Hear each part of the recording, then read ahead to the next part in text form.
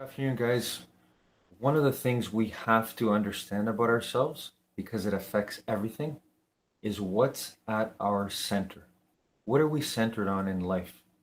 And what I have found, and what I have read about, and what I have thought about and seen over and over again, is that the happiest people or the most successful people are centered on correct principles. And that's what we have to center our life on. We cannot center our life on anything outside of us, not even people. And I know it might seem selfish. It might sound like, how can that be? Especially when we're involved in intimate relationships or just close relationships with our family members. But we have to center on correct principles because those are the things that are within all of us anyhow. And so if we do that, we become the best we can be for them as for ourselves as well. Hope this helps everyone. Have a great afternoon.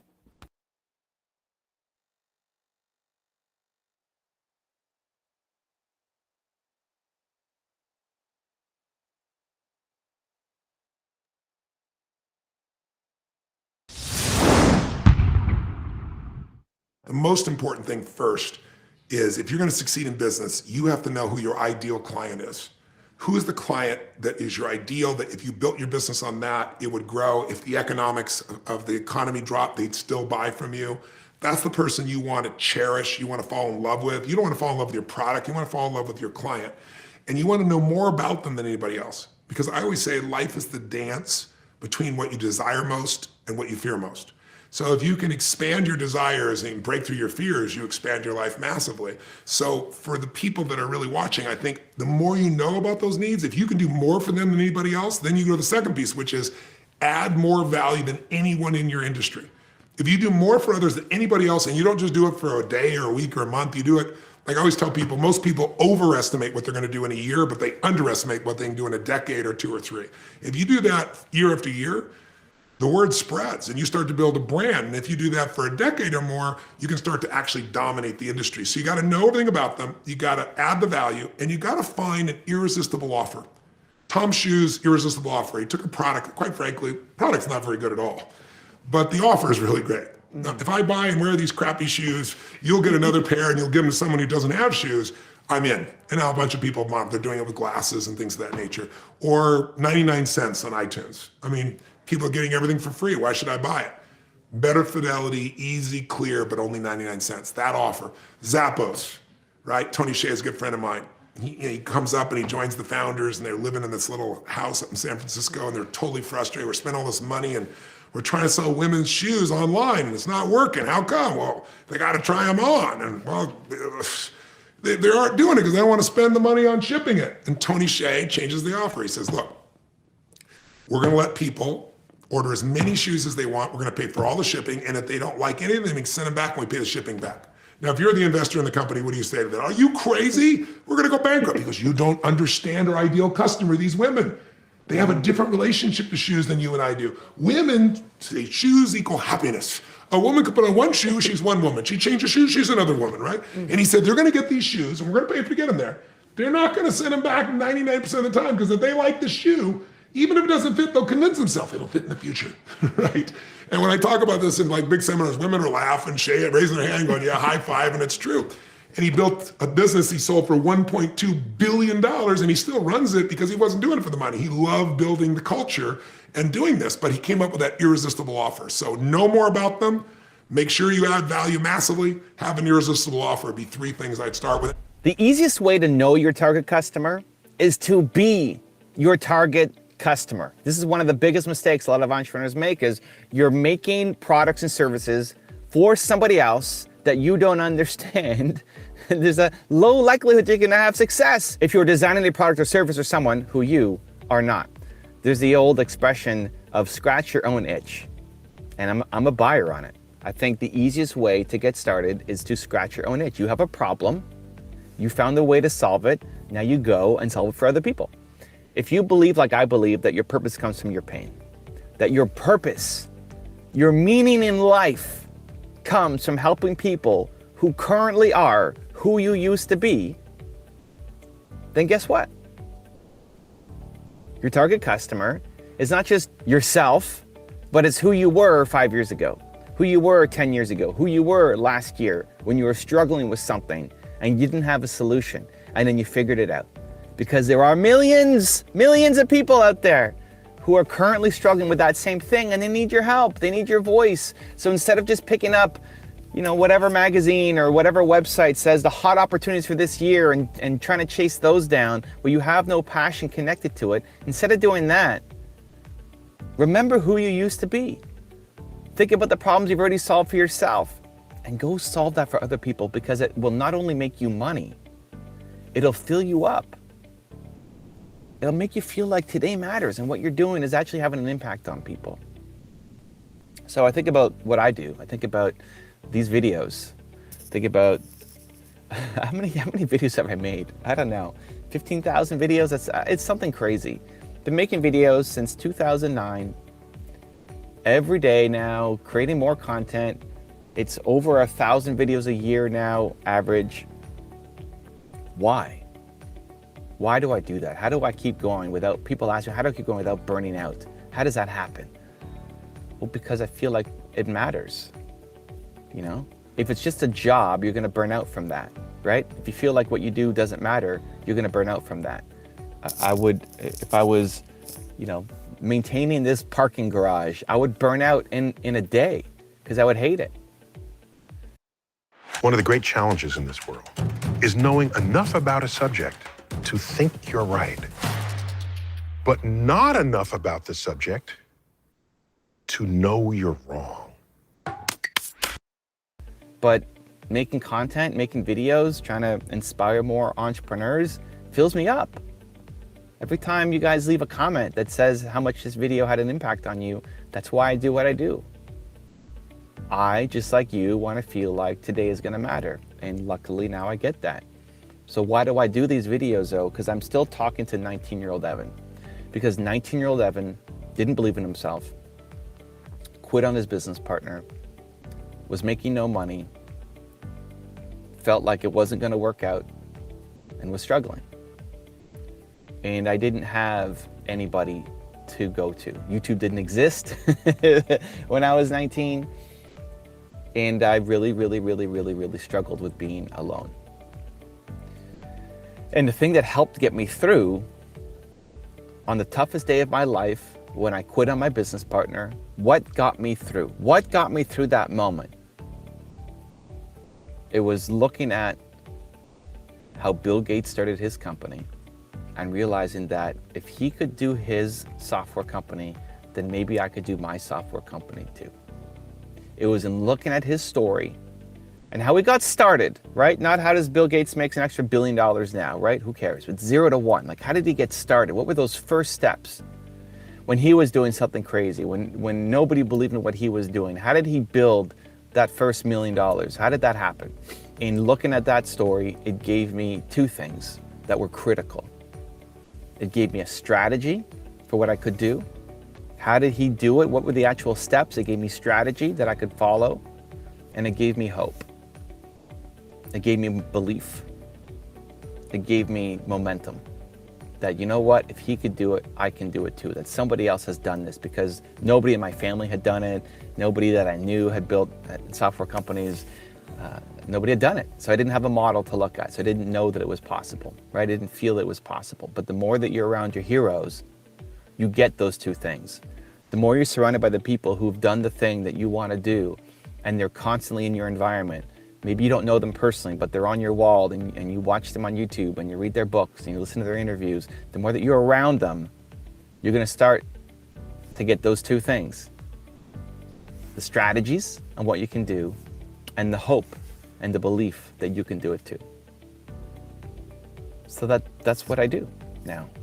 You know, I'm still making videos for 19-year-old Evan, and I still need a bigger version of it today, because I still want to be around Oprah Winfrey and Steve Jobs and Richard Branson and Elon Musk and a lot of the people who I've profiled. I've had the good fortune to meet now, but a lot of them I haven't met, and I will never meet, right?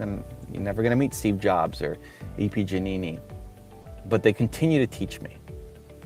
And making videos becomes easy because I don't need to do a field test. I don't need to do a survey of my customers, because I am my customer. Because I still struggle with the same things I struggled with when I was 19, just on a bigger version, you know, just a bigger scale. I at 19 didn't believe that I could do anything, that I could even make this a full-time business, right? That this would even work out. And now I struggle with, well, I don't believe in myself to have a 100-person company. I don't know what that looks like. Or what does a 10 million subscriber channel look like? I don't know what that looks like. That's my current struggle with belief, just on a bigger scale. And so I'm still making videos for me. And so the content creation becomes easier, the product creation becomes easier, the offerings become easier, the messaging becomes easier, because I am my own target customer. And luckily enough of you guys like what I'm doing that I've been able to build a business around it. Our sales are up 150%. Dub is 100% of all of our sales processes. A $3.4 million deal. And So think about your own business. Think about your own purpose. Think about what you've gone through. Think about your own struggles. Think about the things you have overcome. And we tend to, in looking at the struggles, only look at what we currently are struggling with. And this leads to feeling of inadequacy, feeling of imposter syndrome. Like, who are you to say this stuff when you haven't done the next thing, you know? But you've come a long way. And the you from 5 years ago would look at the you today and say, wow, how did you get there, right? The you from 5 years ago is impressed with the you that you've become. You're a lot further ahead than you from 5 years ago. And you can go and teach you from 5 years ago. You can go and help you from 5 years ago. And that helps get over the imposter syndrome and the like, who am I to be able to do this thing? It's remembering that you matter. It's remembering that your heart has to be in the work that you're doing, not just a strategic, logical, hot opportunity based off of the science and the data. Yeah, I love making data-driven decisions, but the thing that leads all of that is the heart. Your purpose comes from your pain. Your purpose is to help people who currently are who you used to be. The easiest way to build a business is around understanding the true needs of your target customer, because you are your target customer, because you struggled and continue to struggle just on a higher level with the same things that they do. And when you have the courage to talk about your insecurities, your weaknesses, the thoughts that hold you back, when you have the courage to share your story and other people see themselves in you, and when you share how you got out of the hole that you were in, people in you see hope, they see inspiration, they see wisdom, they see guidance, they see a friend, they see someone who gets them. And that not only allows you to build a significant business, it not only creates a tremendous financial opportunity, but it gives you a reason to wake up every day. It gives you the feeling that what you do matters to people, is touching lives, is making a difference, is having an impact. Because you are your own target customer. And your job becomes to inspire the you from 5 years ago. Let's get to work. Also, to make sure you're actually taking action after watching this video, I've designed a special free worksheet just for this video. The worksheet will highlight all of the lessons learned in this video, as well as pull out our 3 favorite learnings and quotes that will inspire you to actually do something. The worksheet will also give you space to write down what your key takeaways are and your specific plan of action to make sure you're getting results. If you want the worksheet designed specifically for this video, absolutely for free, there's a link in the description below. Go click on it and start building the momentum in your life and your business. I'll see you there.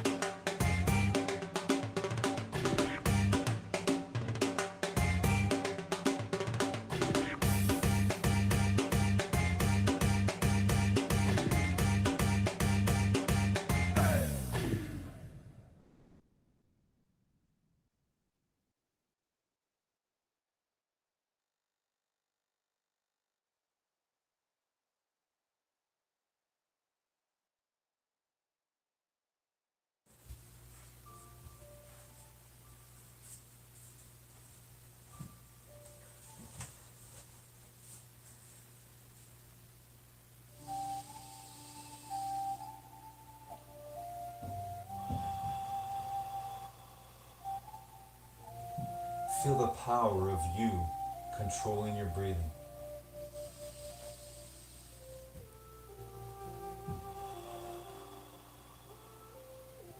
In through your nose and out through your mouth. You've got your legs crossed, your back straight, your eyes closed. You remember the truth. You know the truth that you were born to win, to take control of your life the way you take control of your breathing.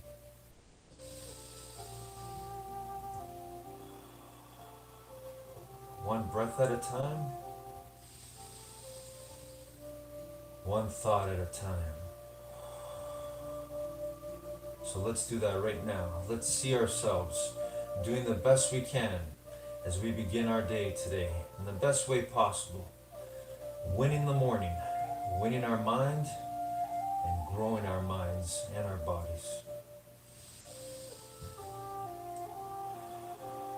And whatever we do. So right now, let's see ourselves doing the best walk we've ever done when that music shuts off. Right here, right where we are, right where we sit.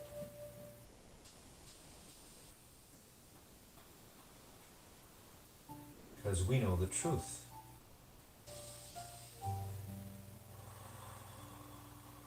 After all, we're made of truth. We're made of the same stuff the universe is made of. That's what makes you infinitely intelligent.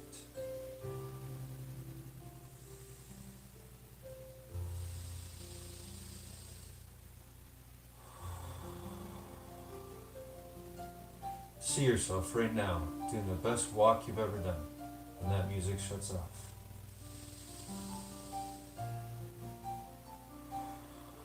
When that music goes off, you're going to win.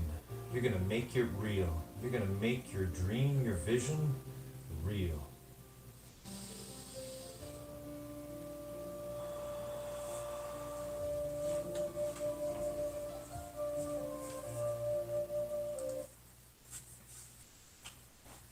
Good morning, determination. So good to be here together again today.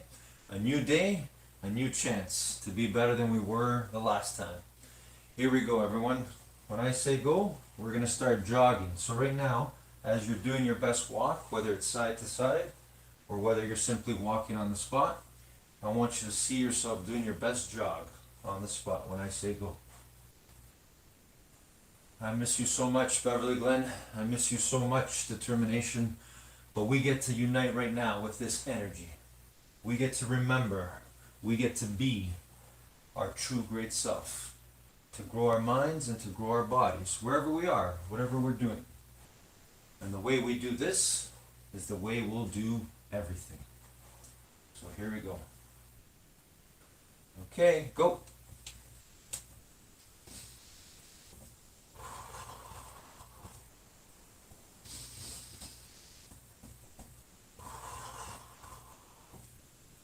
Always focus on your breathing.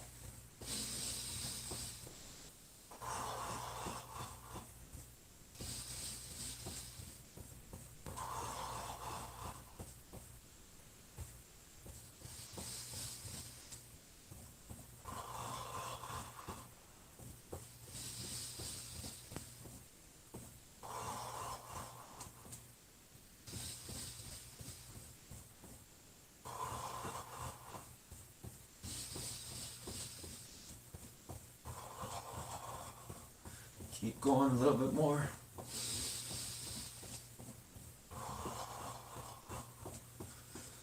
And stop. Okay, walking back to our best walk. Stay focused on your breathing. Remember, the way you catch your breathing, the way you control your breathing, it's the same way you can control your thoughts and your feelings.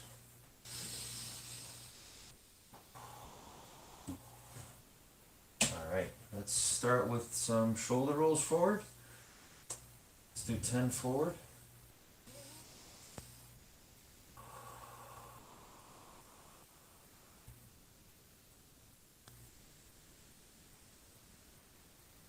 And backwards.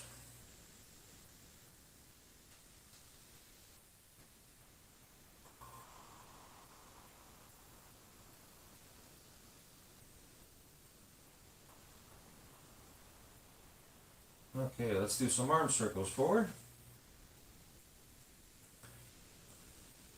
Feel the power of you controlling your mind and your body. Feel the joy of being able to move your body through space the best way you can. And backwards.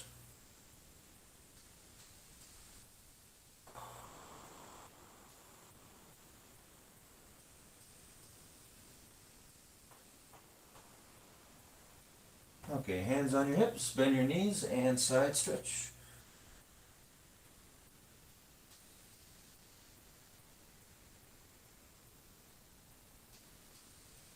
Okay, let's twist our bodies. Twist. Hands on the hips.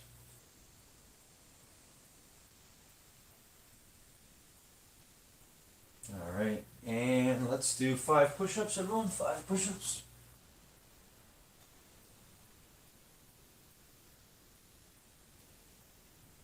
All right, let's do 5 sit-ups together. Here we go. The best you can.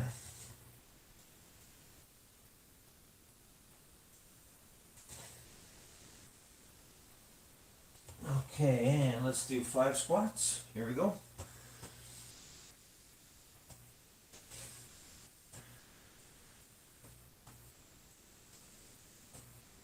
All right, and let's do lunges. 3 on each side, arms up. Alternating legs.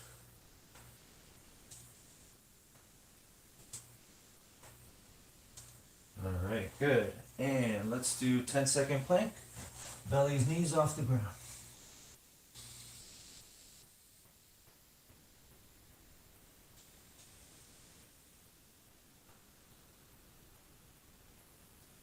And stand up again, everyone.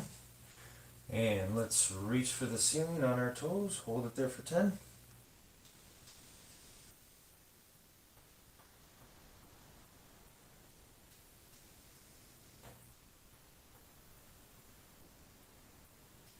Okay, and reach for your toes, straight knees. Remember to focus and control that breathing.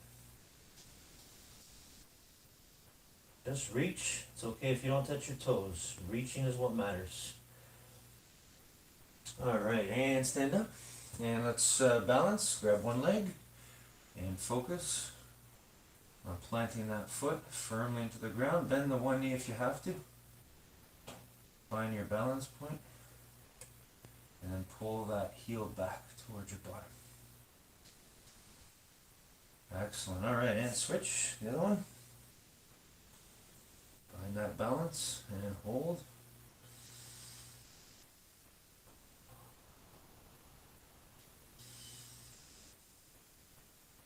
All right, good. Okay, and now let's hug the one knee. Here we go. Bring that knee up. And again, find that balance. And hold it there. 10 seconds.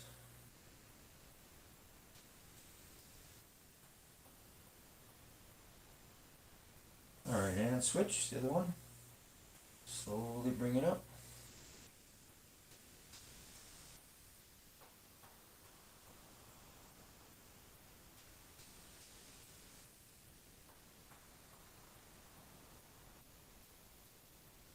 All right, Good job. Excellent. Okay.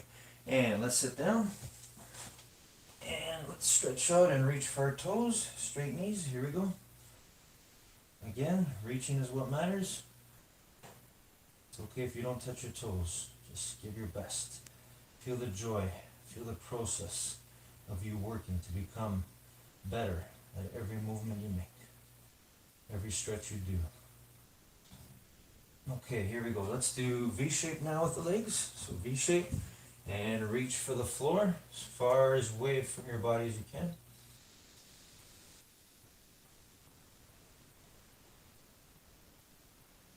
And reach for one side. Hold it there.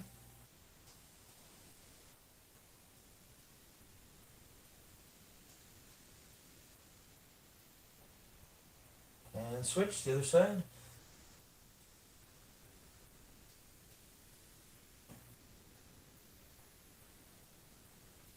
Alright, let's bring our feet together now.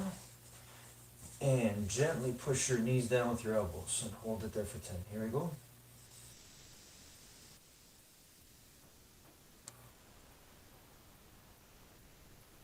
Again, feel that power of you in the now, in the moment.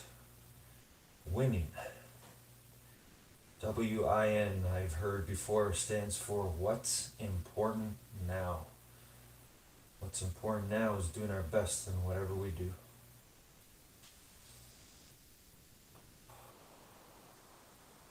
Okay, let's go one leg forward and one leg back. Keep the knee on the ground and go as far back as you can without hurting yourself. Keep that knee down though. Here we go.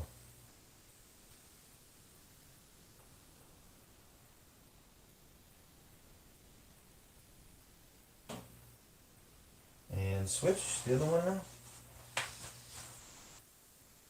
Again, keep that knee down. Go as far back as you can.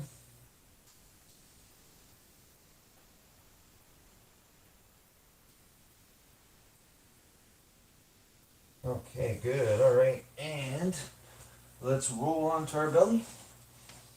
And let's push the floor and look up at the ceiling. Cobra stretch. Here we go. Hold it for 10.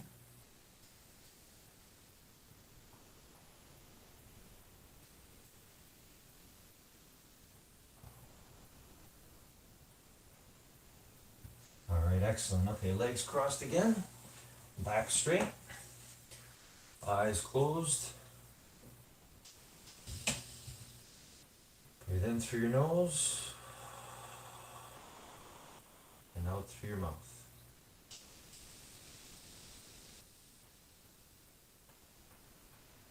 Now I want you to see yourself right now. When that music goes on, I want you to see yourself doing the best you can on an exercise of your choice.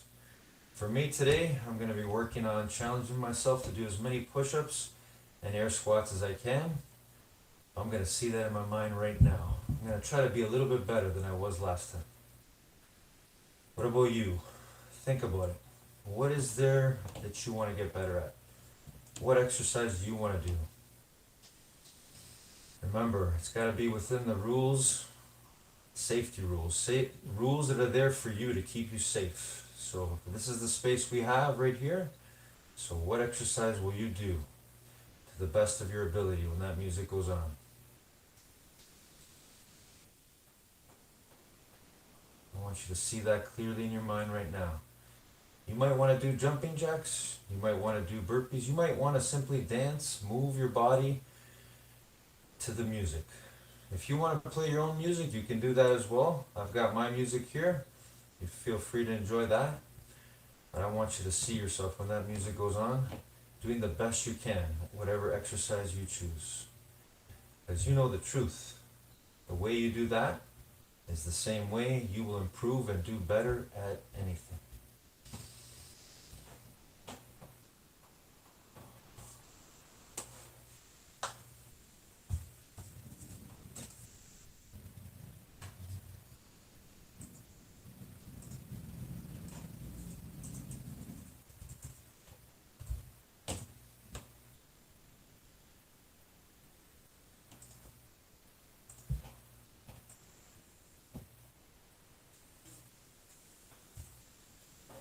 All right, determination, let's go.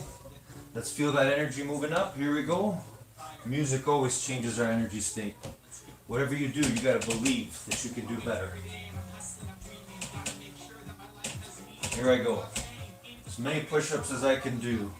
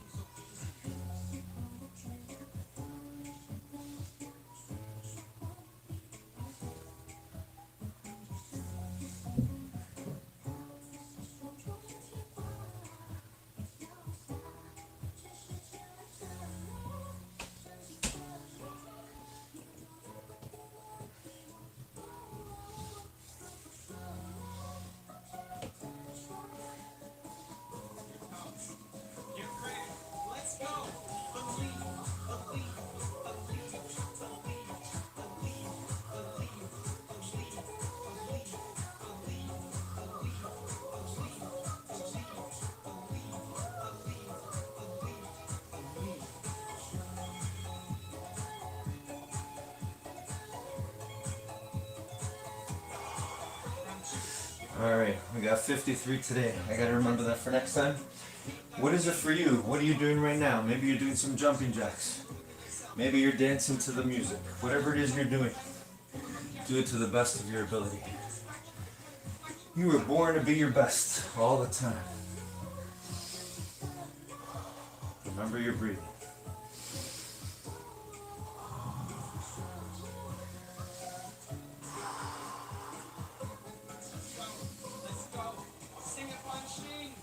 Always believe that you can be better than you were the last time. Even if you don't get exactly where you want to be, the process, the struggle, fighting to be better than you were last time, that's what's going to bring you your joy and your happiness. We have our determination. We get to work on that all the time. All right, air squats are next for me. What about you?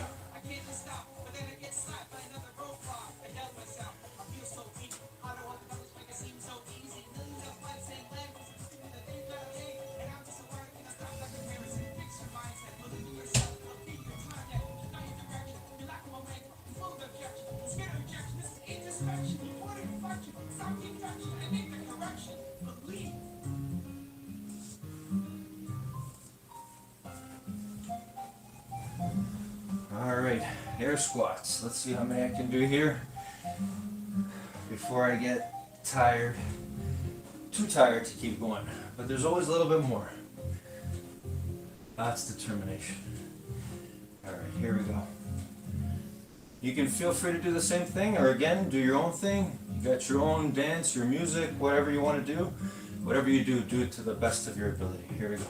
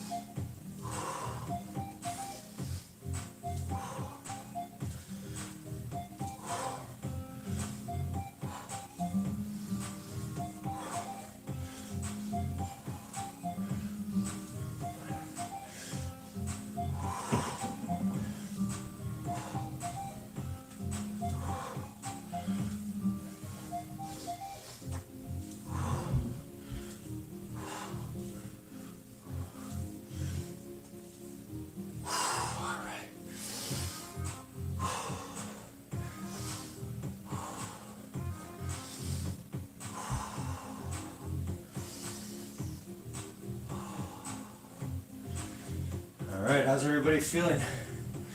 We got the blood flowing. We've given our best at something. Feeling the power of us controlling our breathing again. There's no greater joy than that. For me, no greater joy than the awareness of our determination. So sometimes I try to do these exercises and I try to do as many reps as I can in a minute. That's one way to do it. You can change up your intensity, the amount of reps you do, the time you have, that's up to you. But whatever you choose, always try to get a little bit better than you were last time.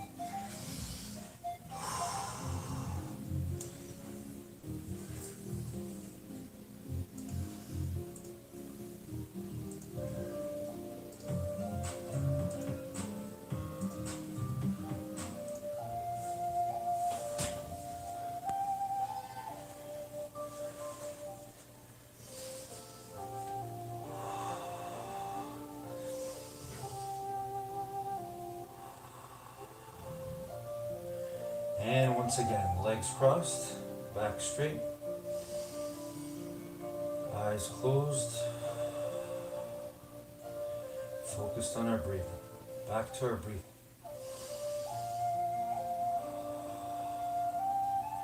That powerful force, keeping us alive, keeping our energy flowing. And we don't really think about it. We never really attempt to control our breathing, most of us anyway.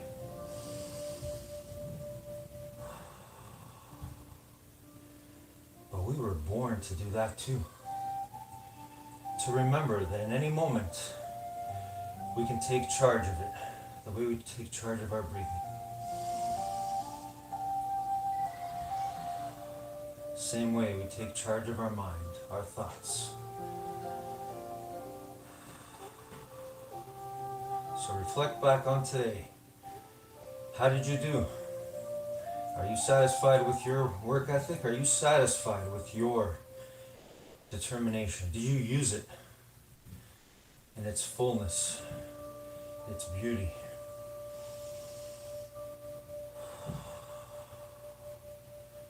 Our determination is invisible.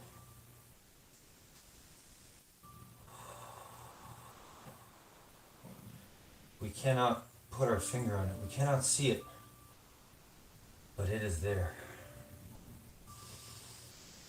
We have the power to determine what we will think and what we will do.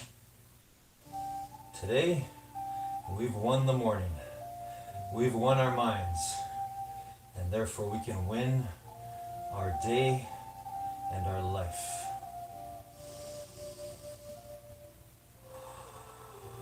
One breath at a time, one thought at a time.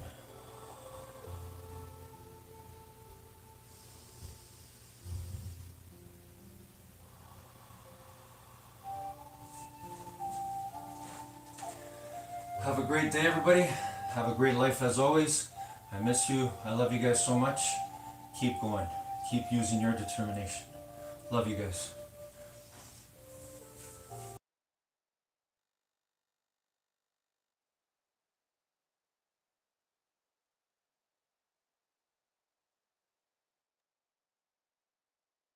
Wait, Jeff now? is now. You want me to audition now? Time, Jeff, time. We don't have time. We Oh have my to audition God. now. Okay, now I'm intimidated. Hey, it's Tim McCormichael, and like Jeff Bezos says, Do something you're very passionate about. so let's help you do something you're passionate about with Jeff Bezos and my take on his top 10 rules for success. And touchdown. Need motivation? Watch a top 10 would believe nation. Okay, let's kick it off with rule number 1. Project yourself forward. Do something you're very passionate about. And don't try to chase what is kind of the hot passion of the day. I think we actually saw this. I think you see it all over the place in many different contexts, but I think we saw it in the internet world quite a bit, where, you know, at the sort of peak of the sort of internet, you know, mania in, say, 1999, you found people who were, you know, very passionate about something. They kind of left that job and decided, I'm going to, you know, do something in the internet, because it's, you know, it was almost like the, you know, the 1849 gold rush in a way. I mean, you find that people, if you go back and study the history of the 1849 gold rush, you find that, you know, at that time, everybody who was within shouting distance of California was, you know, they might have been a doctor, but they quit being a doctor and they started panning for gold. And that almost never works. And even if it does work, you know, according to some metric, financial success or whatever it might be, I suspect it leaves you ultimately unsatisfied. So you really need to be very clear with yourself. And I think one of the best ways to do that is this notion of projecting yourself forward to age 80, looking back on your life and trying to make sure you've minimized the number of regrets you have. That works for career decisions. It works for family decisions. You know, do you want? I have a 14-month-old son, and it's very easy for me to, if I think about myself when I'm 80, I know I want to watch that little guy grow up. And so I don't want to be 80 and think, shoot, you know, I missed that whole thing and I don't have the kind of relationship with my son that I wished I had, and so on and so on. Rule number 2, have the beginner's mind. One of the great paradoxes of inventing at a high level is that you need to be an expert in your domain area and you need to have a beginner's mind. You absolutely need both of those things. The world is too complex to actually just be a beginner. So, you know, I can't, no matter how inventive I am, I can't go invent a new kind of brain surgery. You have to be a neurosurgeon. You have to already know all there is to know about brain surgery and then take it to the next level. The problem is, for many people, by the time they become true experts, they've lost that ability to see things in a fresh way. They've lost the beginner's mind. And so that's another thing, you always need to be stepping back and saying, if I'm an expert in launch vehicles or whatever it is, I need to step back and say, okay, if I were looking at this for the first time, what would I be seeing and noticing? These are just some of the things you need to do to be innovative. Rule number 3, think long term. I am building, along with a team of people, including the father of the 10,000-year clock, a guy named Danny Hillis, in a mountain in West Texas, a very large clock designed to last 10,000 years. Now, I know what you're all thinking. Moments ago, he seemed sane. But the clock is a symbol for long-term thinking. And if we can build a clock, and we think we can, there's a lot of engineering that goes into this clock. It's exceedingly complicated, and we don't have enough time to talk about the cam that tracks the motion of the Earth's orbit as it deviates over the course of 10,000 years, and so on and so on. There's a lot of interesting stuff if you want to keep time for 10,000 years. But the symbol is important for a couple of reasons. One, if we think long term, and here I'm thinking, when I say we, I mean we humans, if we think long term, we can accomplish things that we couldn't otherwise accomplish. So if I came up to you, Werner, and I said, look, I want you to solve world hunger in 5 years. You would rightly decline the challenge. But if I said, Werner, I want you to solve world hunger in 100 years, now that's more interesting. Because it's, then you start to first create the conditions under which such change could occur. And all we've done there is change the time horizon. We didn't change the challenge, we changed the time horizon. So time horizons matter. They matter a lot. And the other thing I would point out is that we humans are getting awfully sophisticated in technological ways and have a lot of potential to be very dangerous to ourselves. And it seems to me we're as a species, going to have to start thinking longer term. And so this is a symbol. I think symbols can be very powerful. The clock has 5 anniversary chambers. These are big. This is all carved out inside of a mountain, and in the remote, it's kind of like you have to take a pilgrimage to get there. And when it's finally done, we'll, let people come and tour the clock. But it has 5 anniversary chambers. The first one is a room that kind of like the cuckoo on a clock, and it shows this animation once a year. The second chamber does this animation once every 10 years, the third chamber once every 100 years, the fourth chamber once every 1,000 years, and the 5th anniversary chamber just once at the end of the 10,000 years. And we're only planning to build the animations for the first and second chambers. We figure our future generations can worry about the 3rd, 4th, and 5th chambers. Rule number 4, minimize stress. I laugh a lot.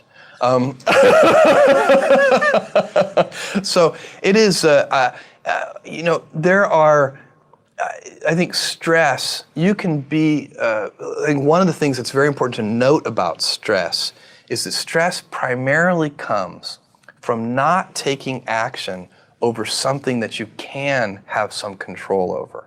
So if I find that some particular thing is causing me to have stress, that's a warning flag for me. What it means is there's something that I haven't completely identified, perhaps in my conscious mind, that is bothering me, and I haven't yet taken any action on it. I find as soon as I identify it and make the first phone call or send off the first email message or whatever it is that we're going to do to start to address that situation, even if it's not solved, the mere fact that we're addressing it dramatically reduces any stress that might come from it. So stress comes from ignoring things that you shouldn't be ignoring, I think in large part. So stress doesn't come, people get stress wrong all the time, in my opinion.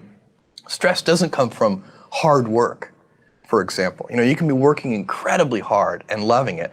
And likewise, you can be out of work and incredibly stressed over that. So, and likewise, if you kind of use that as an analogy for what I was just talking about, if you're out of work, but you're going through, a disciplined approach of, a series of job interviews and so on and working to remedy that situation, you're going to be a lot less stressed than if you're just worrying about it and doing nothing. If you give me 45 seconds, I'll show you exactly why you'll likely fail on your first Amazon FBA product. Also, to make sure you're actually taking action after watching this video, I've designed a special free worksheet just for this video. The worksheet will highlight all of the lessons learned in this video, as well as pull out our 3 favorite learnings and quotes that will inspire you to actually do something. The worksheet will also give you space to write down what your key takeaways are and your specific plan of action to make sure you're getting results. If you want the worksheet designed specifically for this video, absolutely for free, there's a link in the description below. Go click on it and start building the momentum in your life and your business. I'll see you there. Rule number 5, focus on customer experience. We got this company just about ready to launch, and we were looking at it looking at this little tiny fulfillment center. We were here by then in this building. We had a basement fulfillment center. To call it a fulfillment center was very grand. There's a lot of puffery. It was 400 square feet, which is about the size of a 1-car garage.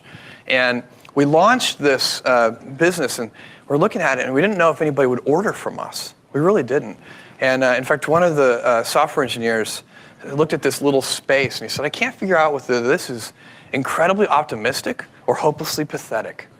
And indeed, we didn't know. We had no idea whether anybody would want to buy things in this way. The business plan called for generating sales very slowly as customers changed their attitudes. The original business plan, which I thought was very optimistic at the time, called for Amazon.com to generate $70 million in sales in the year 2001.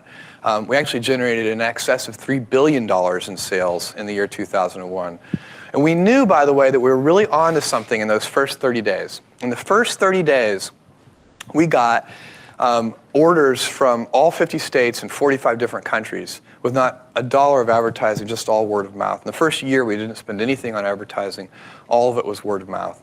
And that really forged the company that we were going to focus on customer experience because we saw the power of word of mouth so very, very clearly in those early days. There's something great about word of mouth online, by the way, and feedback from customers, which is that email turns off the politeness gene in the human being. It's wonderful. So people actually tell you what they really think, usually in all caps. So we get lots of info and feedback from our customers, and we try to use it well. Rule number 6, solve a problem. Blue Origin is a company that's developing a vertical takeoff, vertical landing space vehicle. So it takes off on its tail like a normal rocket and then comes back and lands on its tail like a Buck Rogers rocket. It's designed to be reusable.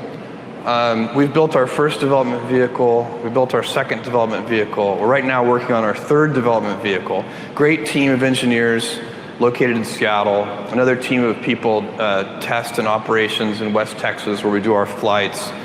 And it's proceeding along very nicely.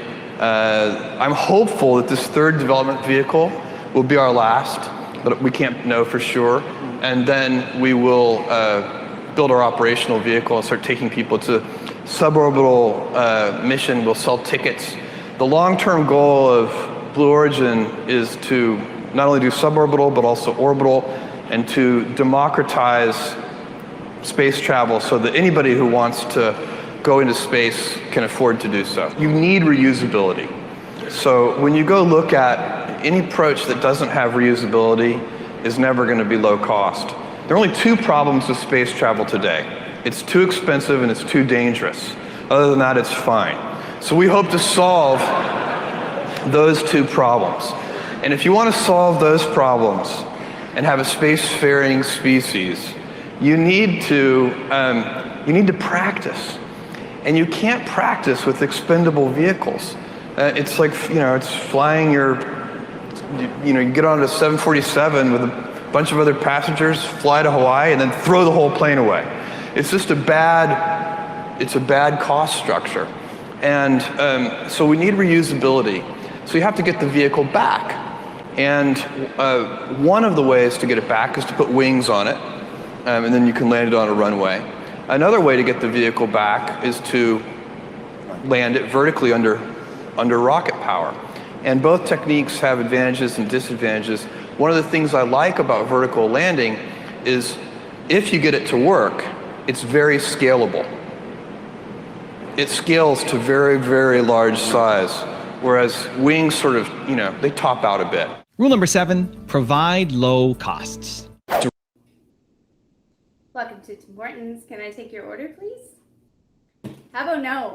Directionally, our goal, and this has been true it's kind of a cultural trait at Amazon, our focus is going to be the low-cost provider of these kinds of high-quality services.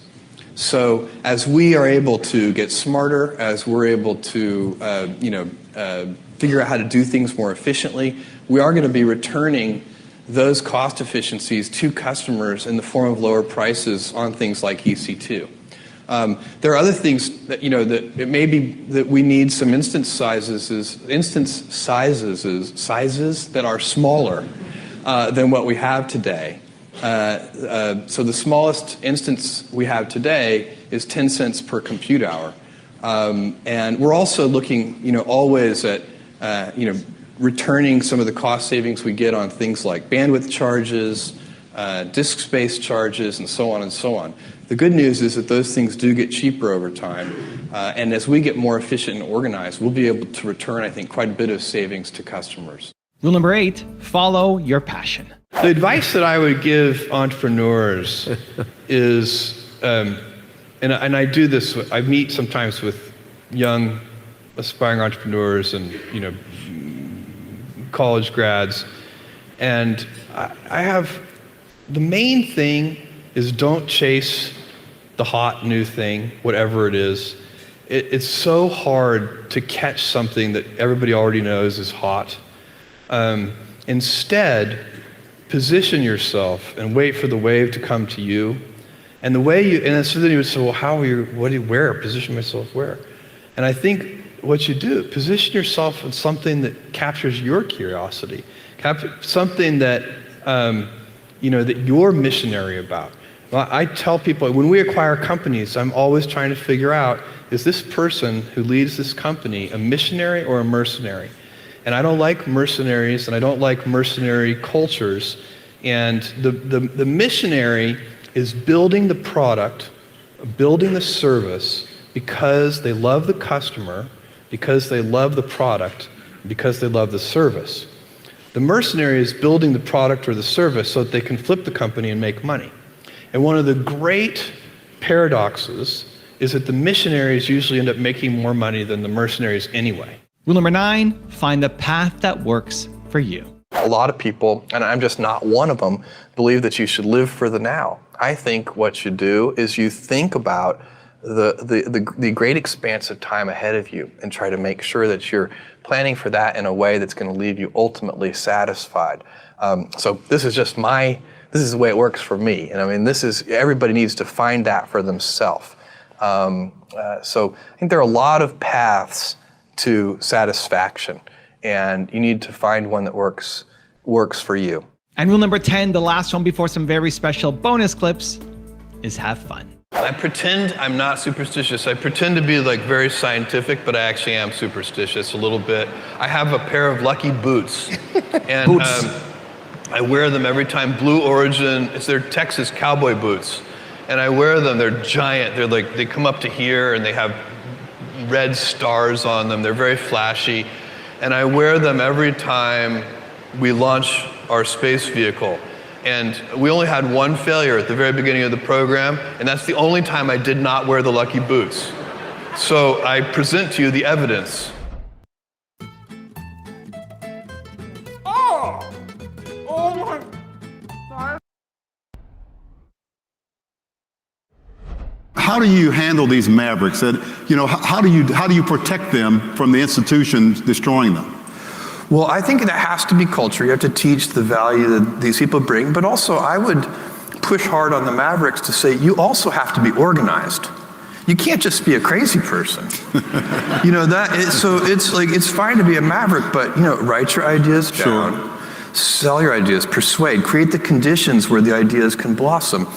You can't get anything done if you're not if you're just purely a creative person with zero organizational skills, you're probably not going to get much done. Be stubborn on vision and flexible on details. You really can't accomplish anything important if you're not stubborn on vision, because things that are important take a long time. They take teams. You can't do it by yourself, and so you really need to have a crisp idea of the vision. You need to stay incredibly relentless on that vision, but you need to be flexible on the details, because you've got to be experimental to accomplish anything important. And that means you're going to be wrong a lot. And so you're going to try something on your way to that vision, and that's going to be the wrong thing, the wrong decision. You're going to have to back up, take a little course correction, and try again. And so you cannot be stubborn on the details. You have to be flexible on the details. A young person starting their career, I think there are probably a lot of things. Some of them are very well known and people have heard them many times. They're still true. One of those is you should always focus on, a young person should find something that they're passionate about to do. And that's not going to surprise anyone. It's a clear thing to do. It's very hard. If you don't love your work, you're never going to be great at it. I think the other thing I would suggest to any young person, even before they start their career, is to really think about their choices. Because I find young people, and when I was young, I made this mistake too. You can get very fixed on your gifts. So everybody has gifts. You have gifts and you have things that you didn't get gifted. Maybe you're extremely beautiful. Maybe you're extremely good at mathematics. There are a lot of things that you can be given. But those things can confuse you because they're not the things that construct your life. It's your choices that construct your life, not your gifts. You can celebrate your gifts. Be proud of them. Be happy of them. Actually, don't be proud of them. be celebratory of them, but you can't be proud because they're gifts. They were given to you. You didn't earn them. You can only be proud of the things you earn. And so as I got older, I started to realize I wasn't proud of my gifts. I was always good at school. School was always easy for me. And I was always proud that I was a great student. I got A's in all my classes. I was good at math, all of that. And I thought that's who I was. But it's not true. Those are the things that are gifts. What was hard for me is deciding to work hard, deciding to use my gifts in certain ways, to challenge myself, to do things that I didn't think I could do, to put myself in uncomfortable situations. We all I would say to a young person, you can choose a life of ease and comfort, or you can choose a life of service and adventure. Which one of those, when you're 90 years old, are you going to be more proud of? We would all love all of our numbers to be smooth lines up and to the right, and that would be terrific. But that's not how it works.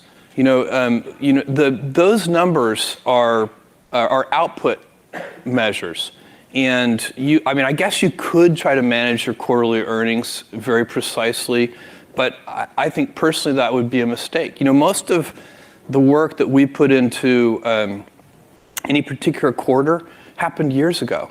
So it's not, there aren't that many knobs you can turn during a quarter. I mean, you can, but they're like eating your seed corn if you turn those knobs. You don't want to do that. And so people, I think if you focus on the controllable inputs to your business instead of the outputs, in the long term, you get better results. So the Benjamin Graham quote here is that in the short term, the stock market is a voting machine. In the long term, it's a weighing machine. And I think people are well advised to build a company that wants to be weighed and not voted upon. And that means having good return on invested capital and having lots of free cash flow.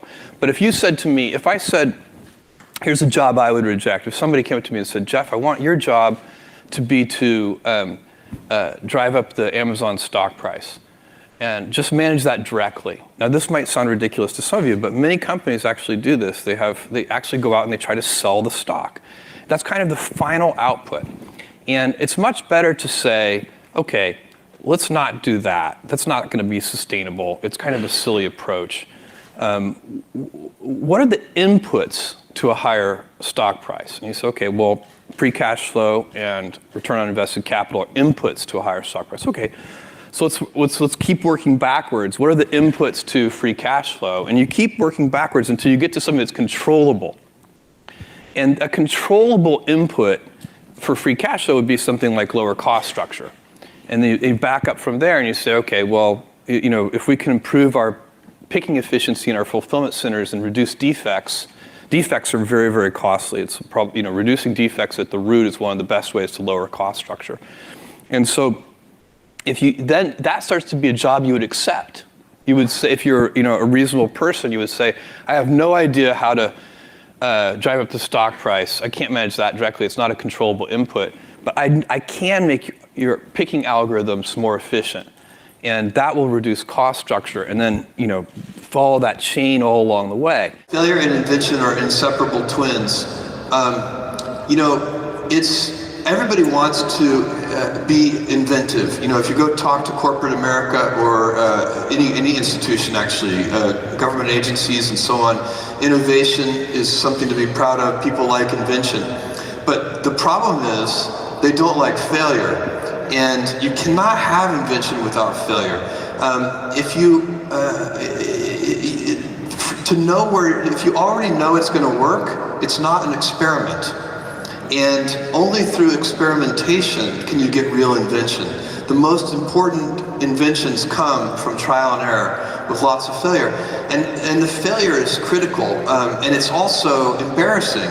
And so that's why people, when we're kids, we always are doing trial and error, and we're never embarrassed. You watch a little toddler, and they will try for hours to put a square peg in a round hole, and it never works. But it doesn't keep them from trying. And they try things like that, and that's how they learn. And we all have that when we're little, and then as we get older, somehow it's not as cool as you get older to fail and to fall down. It looks clumsy, and so we get in our grooves, we have a set of expertise and skills, it's kind of a comfort zone, and you have to constantly push yourself to say, no, I don't care about failure. In fact, I say at Amazon, we have to grow the size of our failures as the size of our company grows. We have to make bigger and bigger failures, because otherwise none of our failures will be needle movers. And so I would see it as a very bad sign over the long run if Amazon wasn't making larger and larger failures. And if you do that all along the way, that is going to protect you from ever having to make that big, kind of Hail Mary bet that you sometimes see companies make right before they fail and go out of existence. The most influential